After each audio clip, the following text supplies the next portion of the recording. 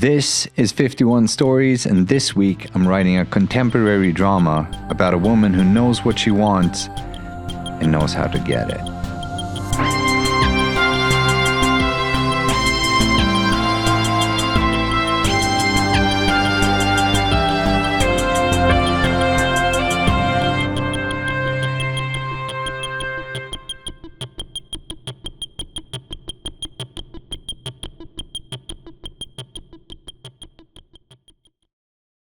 Welcome to 51 Stories, the channel where my name is Johan, share an original short story once a week, almost every week of the year.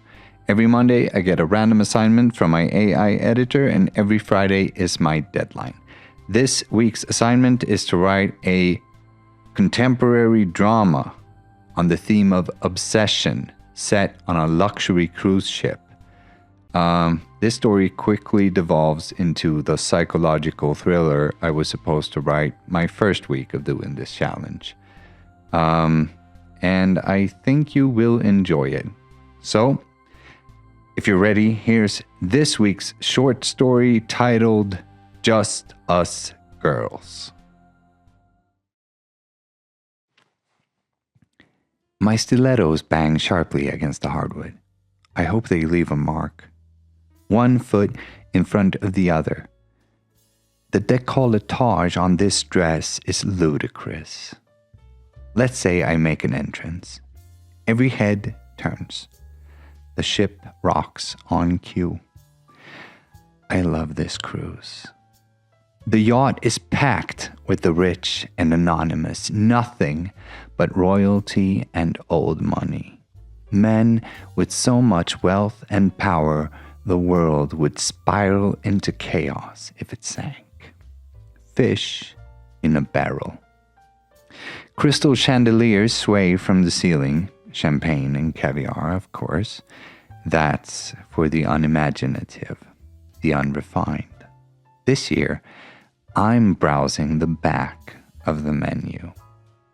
Jonah Rickenbacker. I haven't looked straight at him yet. I'm saving it for effect. Move through the room. Radiance isn't emitted, it's an accumulative effect. Each stare makes attention shine off of me. Conversations stall as I pass. By the time I get to him, I'll be glowing with their desire. I smile at a waiter as he hands me a flute. I say thank you. Look him in the eyes. The men love it when you treat the help like people. The women hate it. They're smart enough to know what I'm doing, too dumb to do it themselves. Now their husbands are all wondering the same thing. What does that waiter have? It makes their back straighten. An entire room filled with the absolute elite just champing at the bit to prove themselves. That's when I look at him. 6'2", well-built, sharp jaw, hairline like a movie star. Billionaire. Presidential candidate.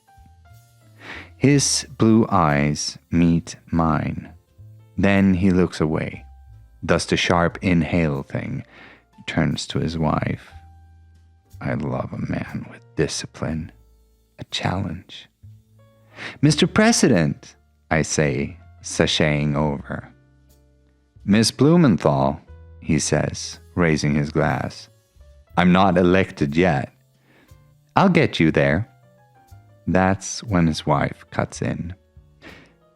I thought it was Mrs. Blumenthal. I smile. Not anymore. Kept the name. Spoils of war. She's gorgeous, blonde, sweet little face. I want to shatter my glass against her cheek. Sorry to hear that, she says sympathetically. Already insecure. I savor her internal panic. We are very grateful for your contribution, Jonah says, ever the diplomat. Anything I can do to help, I say. Anything. I hold his gaze, raise the flute to my lips. We appreciate it, he says, putting his arm around Mrs. Rickenbacker. So cute. I say nothing. Well, we just got here and the list is long. Kissing hands, shaking babies, all that. I laugh. Of course! Go! Win. They nod, raise their glasses again. I watch them leave. Wait. He glances over his shoulder. And so, it begins. The next day, I place myself by the pool. I wear a swimsuit. It signals humility, emphasizes curves. As it happens, I'm right across from the Rickenbackers. I may have talked to that little waiter to make sure. I watch him from behind my sunglasses. He's immaculate. Perfect skin. Square pecs. The V of his groin reaches his hips right above the waist of his trunks. I can see the outline of it from here. I would let him get me pregnant. I pretend I don't see them, not until she looks over. I wave. She pretends she doesn't see me.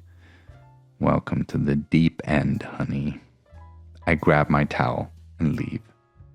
There's a spot on the aft deck that I love. My spot. I spend the afternoon there, sitting on the very edge of the extended swim platform. The sea roils in the wake of the ship. There's no railing, nothing between me and the ocean. I can just watch the past get left behind in real time.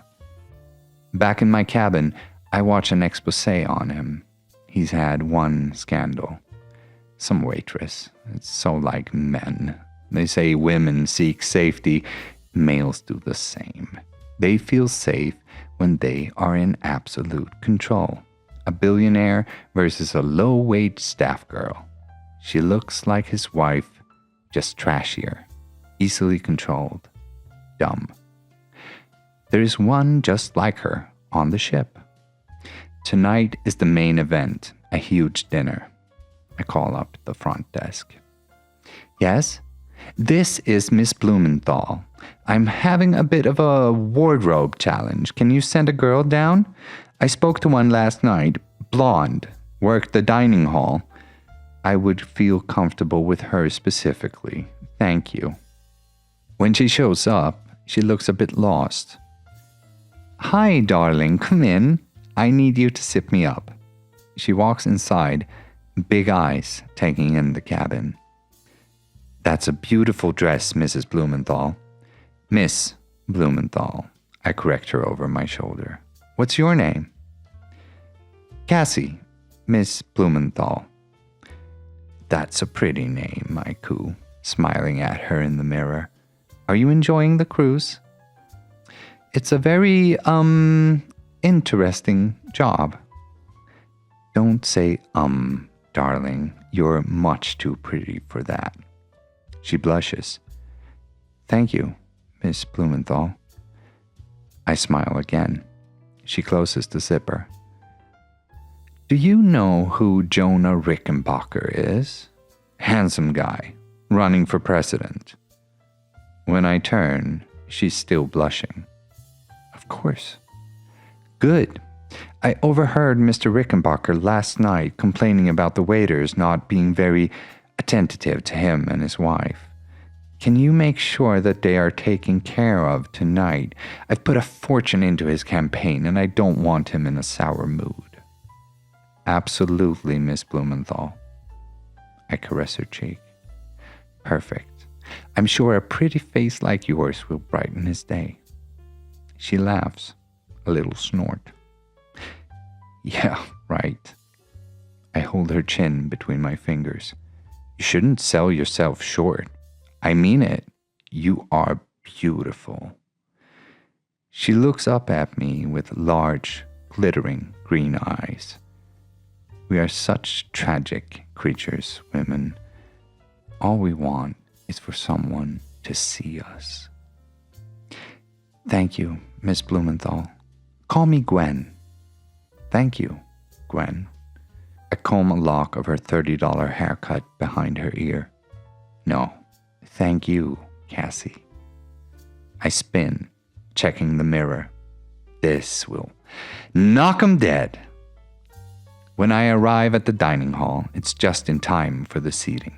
A plump little prince from some European micronation pulls my chair out. I make small talk, laugh loudly. Cassie is in position behind the Rickenbackers, fully loaded tray.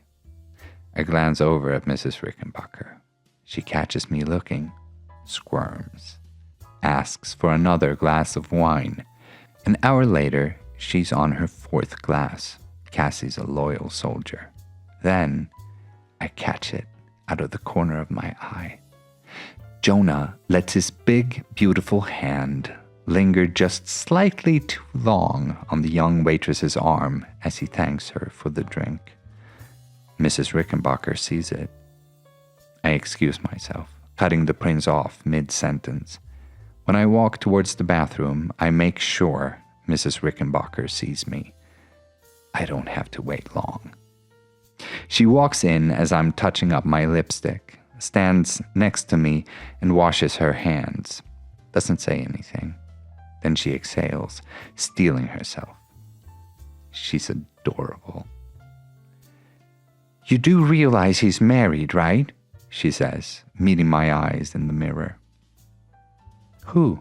I say, clicking the cap onto the lipstick. My husband! I jerk my head back slightly. Of course, darling. Then why do you keep staring at him like you want to eat him? I roll my eyes. Have you seen him? I smile at her in the mirror, meeting her stare. She's just drunk enough to be caught off guard. Can't help but smile. You have nothing to worry about, darling, I say, dropping the lipstick into my purse. At least not from me. I pause, give the sentence a second to breathe. What do you mean? Fish in barrel. Well, I don't mean to alarm you, but I noticed he's very kind to that little waitress. She bares her teeth in a flash of frustration. I'm sorry, I say, showing my palms. I just thought I'd let you know. She nods. Without another word, she rushes out. I give her a minute, adjust my dress, make sure there's volume to my hair. I walk out just in time to see her go off on Jonah. It's very subtle, classy. She's seething but composed, whispering. He has an exquisite look of perplexity on his face. It's almost innocent. I want to clutch his blocky, dumb head against my chest. Tell him everything will be fine.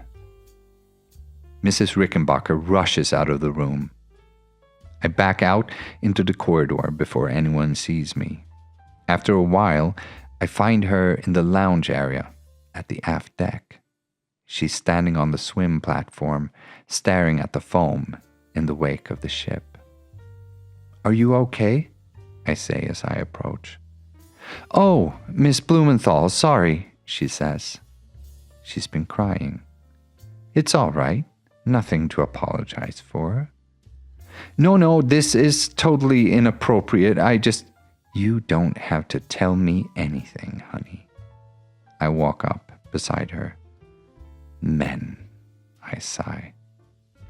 Fucking idiots, she says, wiping her cheeks. It's a mystery, isn't it? What? How they're safe inside, swimming in money, high-fiving each other over which poor girl they've tricked into sleeping with them. Meanwhile, the true warriors are out here, crying in the cold. She chuckles in between sobs. It's because they do this thing where they just don't give a shit about other people's feelings. Never have, never will, I say. That's why we gotta look out for one another. Amen, sister. I look down at the wet floor. She's standing in my spot. I caress her back. There's no one around. Just us girls. Okay. That was this week's short story. This was the psychological thriller I was supposed to write week 1, or supposed to, but this is a psychological thriller. Not so much a contemporary drama, perhaps. But I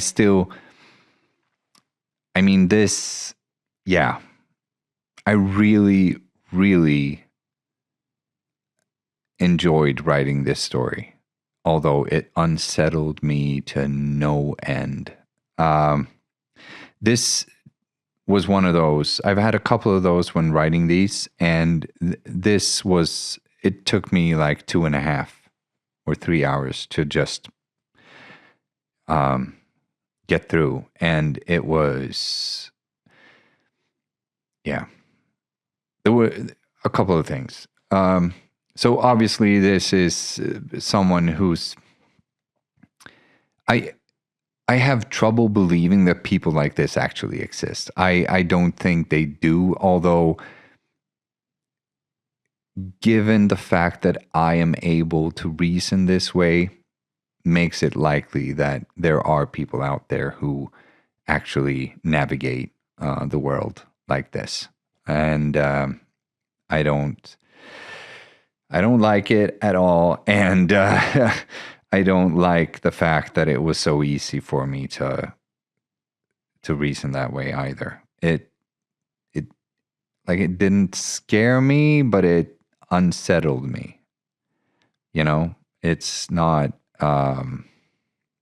it gives you a bad taste in your mouth because it's such a manipulative, self-centered, self-pleasing. I mean, ugh. Yeah. And to be honest, I've been around some people who have these traits. Like, not to this extent. Like, this implies murder. Like, not to that extent. But it's enough for those where people just, like, they don't care about the consequences they have. Or their actions have for other people. They only care about getting what they want. They give zero shits about whatever happens to the people affected. They just want to extract from the world and extract from other people and get what they want out of other people. And as long as they get what they want, nothing else really matters. They just want to have fun, right? And I